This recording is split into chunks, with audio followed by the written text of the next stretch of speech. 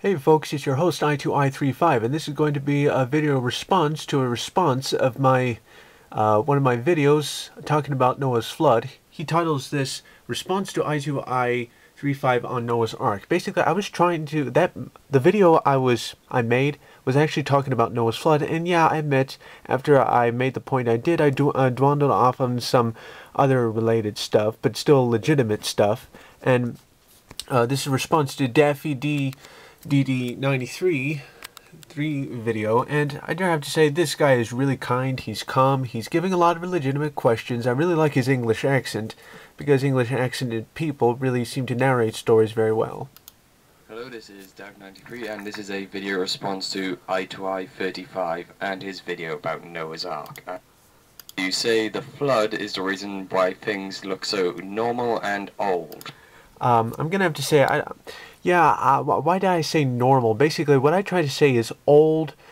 Yeah, because of Noah's flood. Noah's flood messed up the real estate big time, and that's why things look so destroyed and old in the world, and now little creeks and stuff are flowing through the bottom of Grand Canyons, and it looks like that the river formed it when it actually was the flood, and it was lots of water and a little bit of time, and because since the seventh canopy to the Earth is basically gone, which allowed hyperbaric conditions like dispersed or fell down during the Noah's flood, that's why a lot of radiation from the sun can get in and really age rocks, and that's why it showed that, you know, carbon dating can't really work.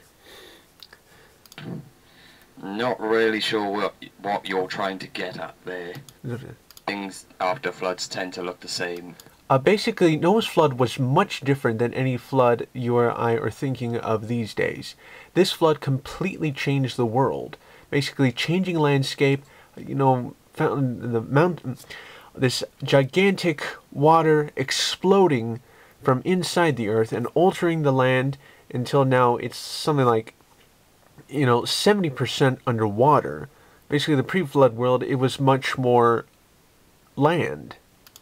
You also say Charles Darwin was just trying to discredit the Bible. Okay, I'm gonna trust that you messed up a little there. I tried to say Charles Lyell was intentionally trying to discredit the Bible, and basically, if you're trying to say Charles Darwin, you say he went out and observed some evidence. Basically, no, he just came to a lot of bizarre assumptions that one kind can change into another kind. Basically, evolution almost has no proof whatsoever, but only going through like biological stuff, you know, and biological misconceptions. But what you said about, you know, Charles Darwin, he basically only had a theology degree. He's not really a science in really scientific standards, all right?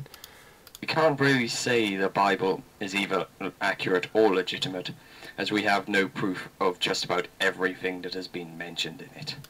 Because you have never been introduced to this evidence in a liberal bias classroom of a public school. I'm sorry, but that's just what's going on these days, with a lot of people being ignorant and really unaware of the evidence that supports biblical perspectives big time. Think that scientists have been saying there's been a huge flood on Mars?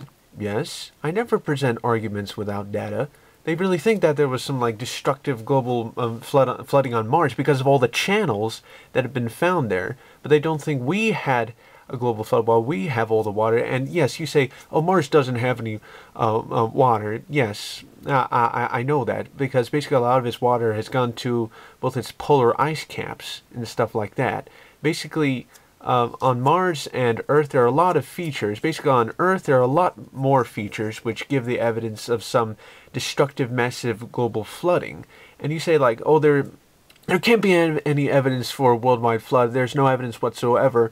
What about petrified trees standing up in the vertical position, connecting all these different rock layers, all these fossils that are being cut in the freeze position, beginning to eat another fish or giving birth to another fish? Or how about all those giant erosion marks all over the world in places that hardly ever rain?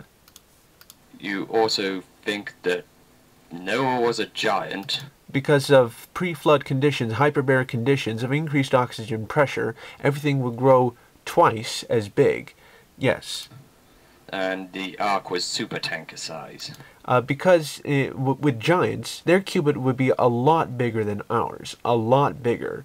And so if we try to think that, by our present day way of measuring, basically we think it wasn't that big. Basically, if it was designed by giants, it would have been a lot bigger than we thought it was. That's why I say super tanker sized.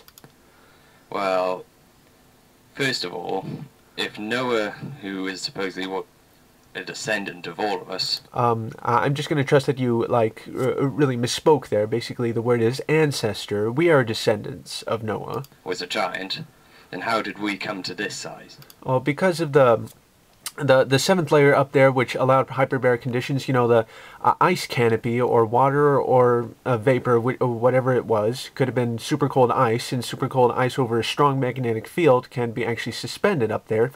But during the flood, that ice canopy either fell down or dispersed and went into space.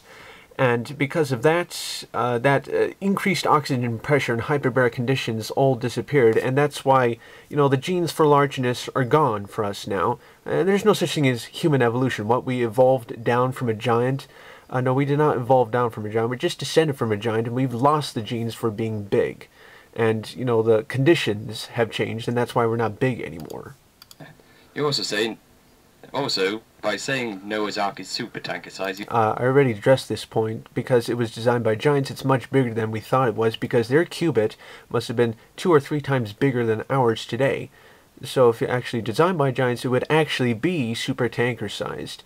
Yeah, the Bible said 300 cubits. Well, since they were giants back then, they could have been using a bigger cubit than we are today. You also state that Japan is no longer connected to China due to the end of the Ice Age. Yeah, thank you for correcting me there. I understand, the words are, rotating 100 miles an hour in my head, that sometimes I say things a little wrong. I just slip, and my tongue slips, and I say something a little error. Thank you for correcting me there. No, I should have said that because due to the end of the Ice Age, the water arose, and Japan is no longer connected to Korea and Russia.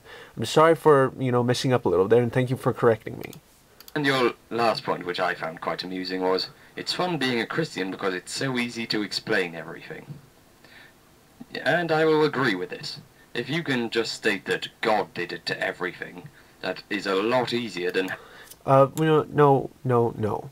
We did not always say God did it, God did it, God did it. For example, the coal beds. There's so much coal in the ground that if you took every blade of grass and tree on all the face of the earth and tried putting it all together, it would not equal that much coal. And there's a lot of human artifacts found in coal, when coal supposedly formed millions and millions and millions ago, when all these human artifacts have been found in it, which actually shows that it cannot be millions of years old, and that, coal can form quickly. I mean, no, we do not. It's not one of those, oh, God did it, God did it, God did it. For example, dinosaur blood found inside a T-Rex bone. Blood does not last for millions of years. It just shows that, this dinosaur died off recently. Dinosaurs have always lived with people. We're not saying, oh, God did it arguments. It's a lot of stuff that agree with the creation concept of everything that is going on. Not just, God created, God did it. I could go on and on and on, but let's continue. If you can just state that God did it to everything, that is a lot easier than having to go out, look for evidence, and base a conclusion on that, rather than assuming things based on your conclusion that God did it. Dude, we are always going out and observing things. We work our butts off to be right all the time, and find that things happen to just so happen agree with the creation concept, and that everything makes a whole lot more sense in the biblical perspective. Because, cryptozoology, finding dinosaurs still alive and dinosaur skin not fully fossilized yet, that really upsets the evolution religion, because it's not repeatable, testable, demonstrable science, and that it just tries defending its theory and doesn't let anything question or go against it. We do not. I say it's Christian because everything makes a whole lot more sense. Not just saying if God did it. We actually do go out, and I'm going to have to say that a lot of Darwinistic evolutionists these days are basically the ones who lack going out and finding the evidence for themselves. No offense. Well, that's all I have to say, and Jesus bless you.